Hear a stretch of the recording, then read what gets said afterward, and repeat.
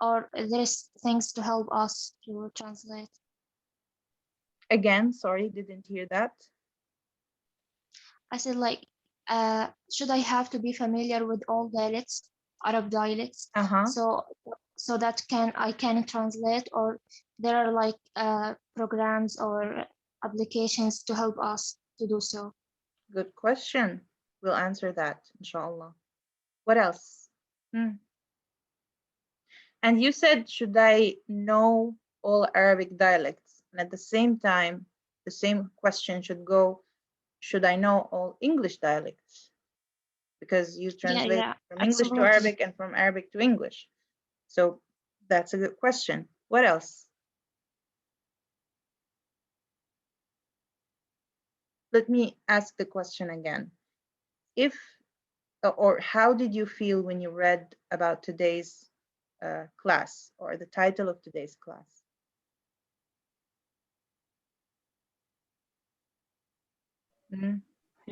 So I think it is going to be a challenging thing to do. Why? Why would you think it would be challenging? I mean, all translation is challenging. So why would this be challenging? I think because we're going to deal with so many things, you know, not the standard Arabic, but so many dialects. So this is a challenging thing. It is. So let's begin. Bismillah. نبدأ. And we're recording, just to let you know, okay? Now, when we think of language, or when we think of standard language, we get this feeling that we're talking about the official form of language, the one that lacks emotion, the one that lacks our true selves. Because when I talk to a person using a dialect and to a different person when I use standard Arabic, and this is a recent issue because back in the days they actually used to speak standard Arabic, but now standard Arabic has become limited to certain official contexts that lack emotions. For example, you don't see someone who's talking to her friend about an important issue using standard Arabic. She would be like, أنا كتير مبسوطة صار معي 1 2 3. Now, this is her way of speaking. She used her dialect expressing herself. She wouldn't go and tell her friend أنا سعيدة جدا 1 2 3. Now, we usually use standard Arabic when in official papers, documents. The media sometimes uses it, but nowadays it's not even that common. Sometimes you listen to the radio and the guy or the girl talking, they use colloquial Arabic. And even on TV, the news, they try, sometimes they mess up with the grammar, but it can still be considered as standard. In ceremonies, in official lectures. So again, the context of standard Arabic is usually lacks emotions. Now, why is this important to me as a translator? Now, any text is never in isolation. It's never just the text. It doesn't come out of space, out of time. It's usually related to a person, to a geographical location, to a history, to a heritage, to a civilization. So it doesn't come out of nowhere. That text doesn't just appear. It has roots. And these roots, we're going to name them as factors that affect the perception and understanding of that particular text. Now, is it the same when we talk about English dialects? Is it the same when we talk about any dialect of any language in the world? Yes. So let me start with this question. Okay, where is it? Here it is. Now look, can you see my screen? Yes. Okay. Yes. Can someone read the text on the screen? Yes. Mean, who would like to read it? مين؟ أريج. أريج. Go ahead أريج. بتحبي اللبن بالشاي؟ Excellent. إيش قلتي بتحبي اللبن بالشاي؟ بالضبط. Okay. Now بتحبي is Palestinian actually.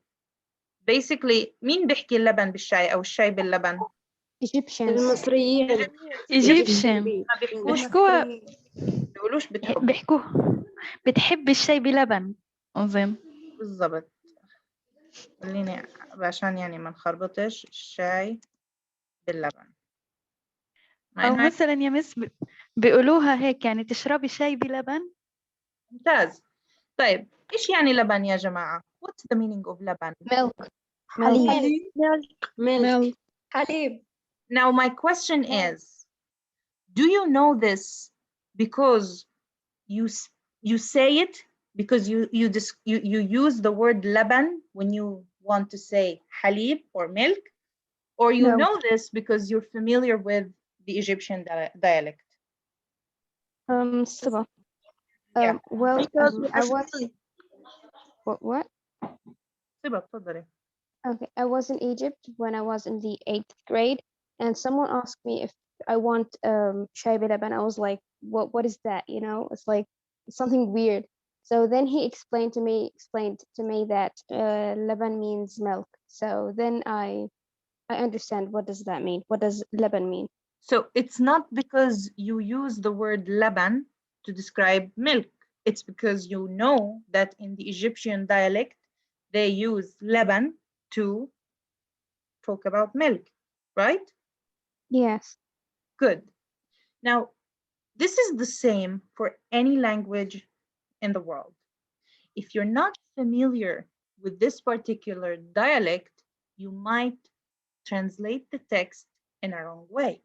Now, if I say, do you like tea with yogurt? It's completely odd because I don't think there are countries in the world that drink milk with tea. It doesn't even make sense. Sorry, the yogurt with tea, but they drink milk with tea. Milk with tea is common. Now, if I add this or if I use Google Translate and I write بتحبي الشاي باللبن, or if I want to make it more standard, هل تحب الشاي باللبن أو هل تحبين الشاي باللبن, the immediate translation would be yogurt, right? Because لبن is yogurt. But again, it's the dialect that changed the meaning. It's the dialect that gave a different understanding of the text. So is it important to pay attention to this angle when I translate? Yes. And this is, you'll find this in the job market when you work for companies that produce ads, advertisements. If you're working with someone in Saudi Arabia, for example, and they give you an ad, most of their ads are spoken using their own dialects. So if you don't understand these dialects, you might have a problem with the translation you offer. Then we'll ask, should I know every dialect of every language I learn? We'll answer that later. So our lecture is about dialects and the standard language and something that is called untranslatability. Now, can someone guess what this word means? So we have something that's translatable, something that's not translatable. غير عالية غير قابلية للترجمة. Which can be translated. خلينا على رفع الإيدين. ارفع إيدك أفضل. تمام. تفضلي يا عالية. غير قابلية للترجمة. اللي هو إيش يعني؟ إنه إشي مش ما بنفع يترجم. ما بنفع؟ إنه صعب. ما بنفع ترجمة؟ أو مستحيل مش ما بنفع، إنه مستحيل. ريهام. لا يترجم. تمام. ريهام. لا، هو شيء يترجم ولكن مش بشيء مش بشكل مش بشكل يعني مش عارفة إذا ببالي. I think what you're trying to say is that it's not a 100% equivalent. Is that what you're trying to say? That you won't find something 100% equivalent to the thing to the source text. Is this what you're trying to say? Yeah, yes, exactly. Okay. Not the perfect meaning for this text.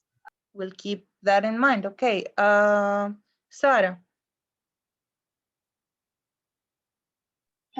يمكن إنه يعني زي الترجمة الحرفية مثلا الأمثال مثلا القرآن أشياء يعني إنه صعب تترجم. صعب, difficult, or impossible. So there's a huge difference between impossible, untranslatable. لا هو عادي بتترجم بس إنها صعب تترجم أو إنه يعني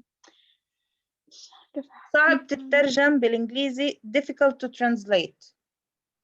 Untranslatable means impossible to translate. Okay, so let's move forward. We're going to define. I'm raising my hand, by the way. سماح, تفضلي.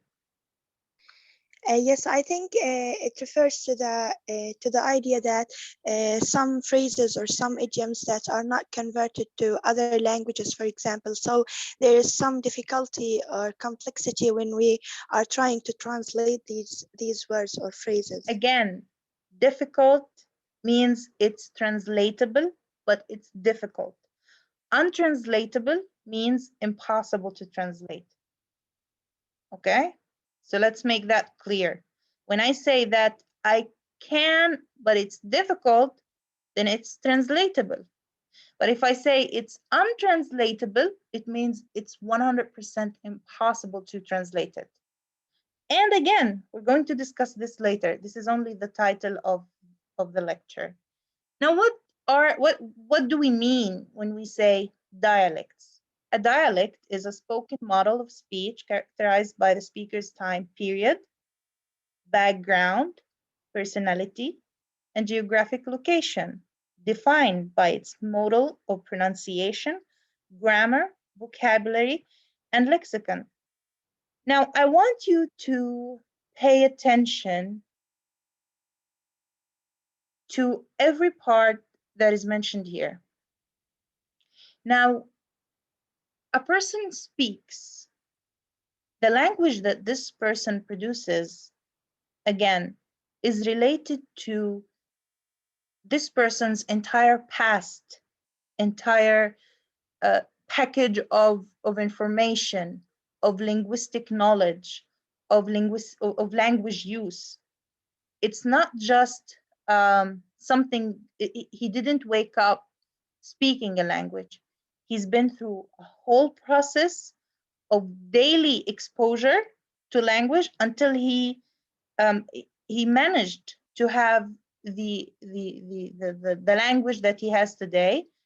And the older this person becomes, the more exposure he gets to different contexts of language, different forms of language, and until the end, he reaches a stage where I wouldn't be radical and say he has his own dialect, but you would notice that people or members of the same family may have the general base of a dialect, but each one of them speaks differently. Why? Because of the age, because of the education they have, because of being male or female. So the factors are always, I don't want to say uncountable, but the more you get exposed to language by different people, the more varied your own language will be from even the people you live with. How does this affect me as a translator? Now, when I'm trying to translate a a piece of work that was done in the 90s or the 80s. So here time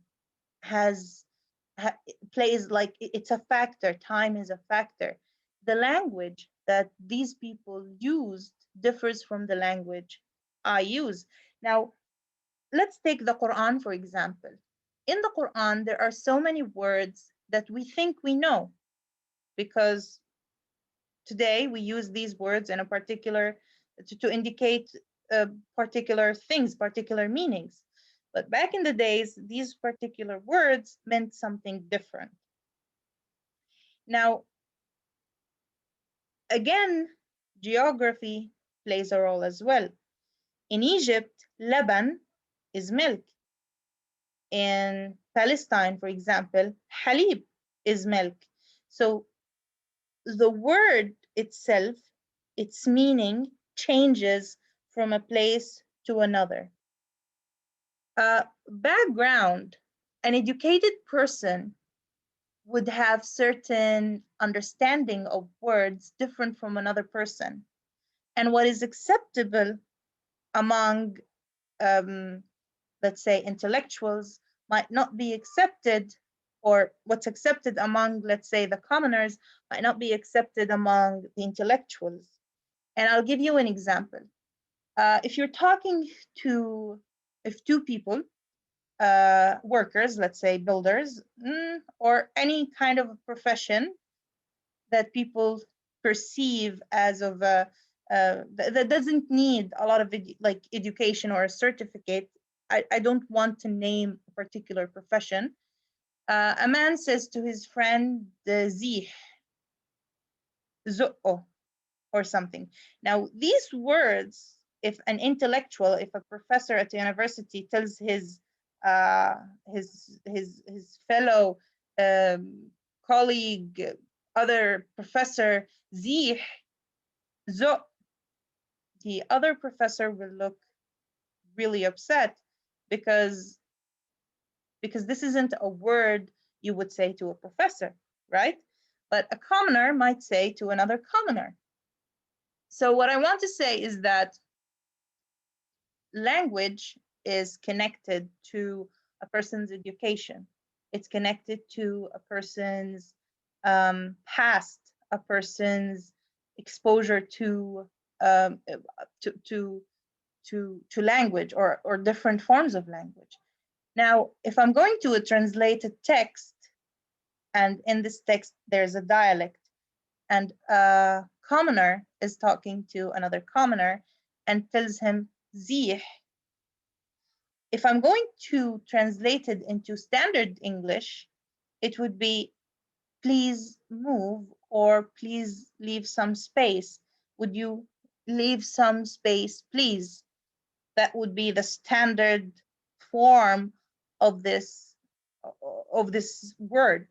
Now, do you imagine a commoner talking to another commoner, telling him, please leave some room for me, or give me some space? Doesn't make sense. So by doing that, but by not paying attention to the dialect and translating into standard, I changed the text. I changed the spirit of the text. I changed the characters, the speakers. I changed the exposure like the past they had. I changed everything that relates them to the language they speak. I disconnected the person from their past and presented a translation of a person that doesn't exist. And that's how risky translation of dialects can be. And you would notice this really good if you're translating a novel or a story, because language, as you've studied in literature, constitutes a part of the story. It's part of the novel. It doesn't just, the writer doesn't just give everyone the same linguistic abilities, and we're going to provide examples, inshallah. And notice that it's defined by its model of pronunciation, grammar, vocabulary, and lexicon. And we mentioned this that the grammar of a particular dialect is not necessarily the same as the grammar of a different dialect, although both of them come from the same standard language. And it's the case with pronunciation.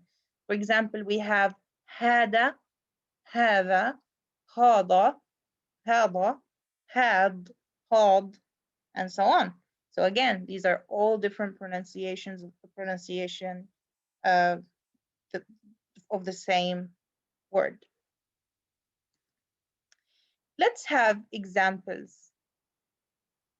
الآن, توا, daba. طبعا I might mispronounce some words because I'm not familiar with them, so you shouldn't, like, if you know how it's pronounced, let us know. دلوقت, هلا, هسه, هسه. كلم, أهدر, اتكلم, احكي, احجي, or something. So you notice here that unless you're familiar with these words, you wouldn't know. So these represent different words of different Arabic dialects. So look at كيف حالك, شنو حالك, كداير, كيف حالك, ازيك, كيفك, شلونك, كيفك, شلونك. We say كيف حالك in Palestine, or in Palestinian or Jordanian Arabic. Okay. Now look at this. All dialects start with the same system, and it makes sense. Arabic alphabets, basic Arabic rules, and all of these dialects, when it comes to official documents, they go back to the standard form of language. So they all have the same system, and they all refer to the same rules. But again, people, when they talk to each other, they start changing the language to fit their own lives, to fit their own societies. And their partly independent histories leave different parts of the parent system intact. Okay, so it's basically the same thing. Now, let's talk about something else. When I say رجل صعيدي or امرأة صعيدية, what's the first thing that comes to your mind? هو صعيدي. If I tell you this man is صعيدي, how do you imagine this person? How do you imagine their language? Raise your hand, please. Their language is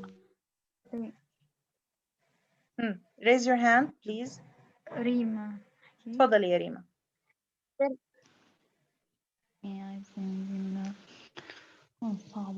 Their language is different from the others in other areas. How do you see that? أيوة تفضلي. I think in اللهجة الصعيدية إنه بتكون تختلف عن لهجة مثلا المدينة. يعني هلا لهجة أهل اسكندرية بتختلف عن القاهرة، كمان تختلف اختلاف كلي عن أهل الصعيد. الصعايدة يعني مثلا بيحكوا بلهجة قوية. This is not my question. My question is, how do you imagine these people when I mention them? What comes to your mind when I mention them?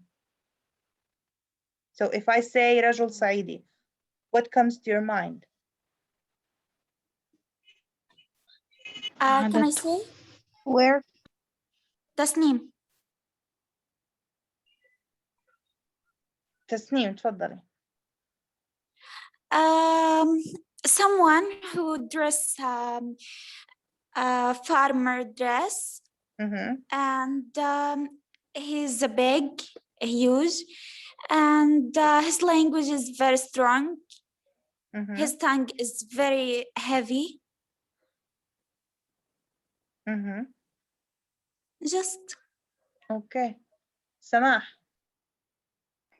Yes, Miss. I think these people have some strict rules in their lives, in their society, in their rules of marriage, for example. And also, in my opinion, even their language is very thick. They use, when they want to say something, for example, they don't say it in a very simple way. They start to use it in a strong way or thick way or a very high voice, loud voice. something like that. بسمة. Diana. Yeah. Diana. ارفع ايدك. بسمة. Yes, Basma.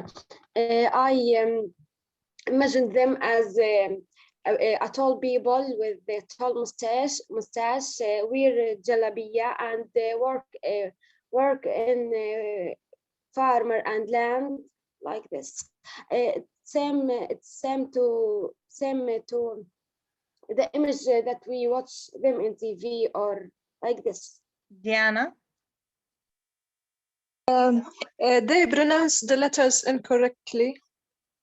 Incorrectly. Okay, please remind us of this. Incorrectly. Okay, yes. What else? Arij, I imagine them as a simple, pure people who uses somehow a tough language or pronounce word in a tough way. About 7 girls answered my question. Here's a question to these 7 girls. How many of you met a Saidi? Have you ever met a Saidi? No. Okay, that's one. اللي جاوبوا have you met any Saidi? No. No. Thank you. No. Excellent. Watch Okay. them on TV. Okay, good. Bravo. Now here is a question. How are Arabs represented in, let's say, Hollywood movies? مين يقول لي كيف العرب بيكونوا بهوليوود movies؟ لابس الحطة والعقال. They are savages. They are as I don't know, but they are savages. وكيف بيحكوا؟ Shallow, stupid people. Very rich. Terrorists, for example, terrorists. Is it correct? Is this correct? No. Good. Good.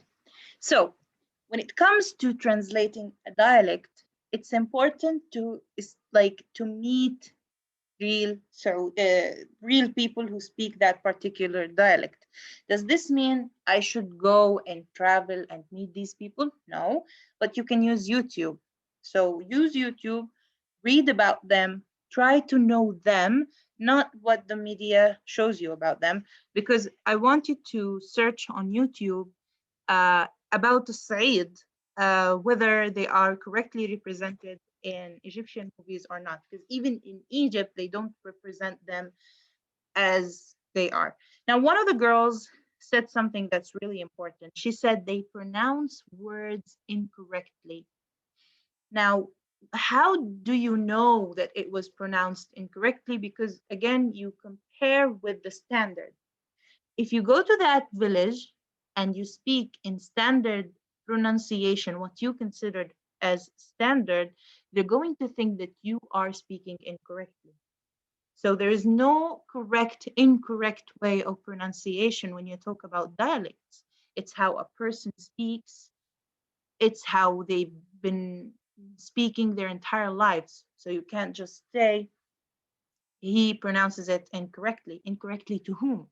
To you, or to the standard language, or to the other dialect? Okay.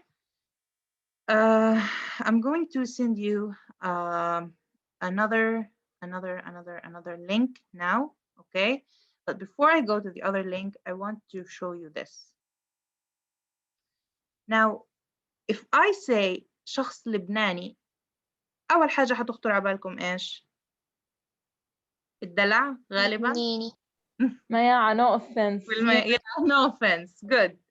So شخص من السعودية أو من دولة من دول الخليج غني بياكل رز. Right? Yes. Okay. Yes. طيب لو سمعنا واحد أمريكي بيحكي عربي مكسر نكيف عليهم. مسلم من حيث إنه مسلم. إنه واو بيحكي عربي صح؟ Yes. Yes. Okay. بكونش بيحكي incorrect بكونش incorrect pronunciation. عربي مكسر. واو بجنن. Okay. So the point we're going to discuss in the second part of the lecture is dialect prejudice. It is discrimination based on a person's dialect, and that is their way of speaking. So when I hear someone speaking Saidi Egyptian, I think of a person who is uneducated. I think of a farmer. I think of a person who is ignorant, so on and so forth. So I start giving this person, or I build in my head an image about this person based on the dialect they use, even though that dialect does not really represent their level of education and so on. So I'll send you the link right now. Stay tuned.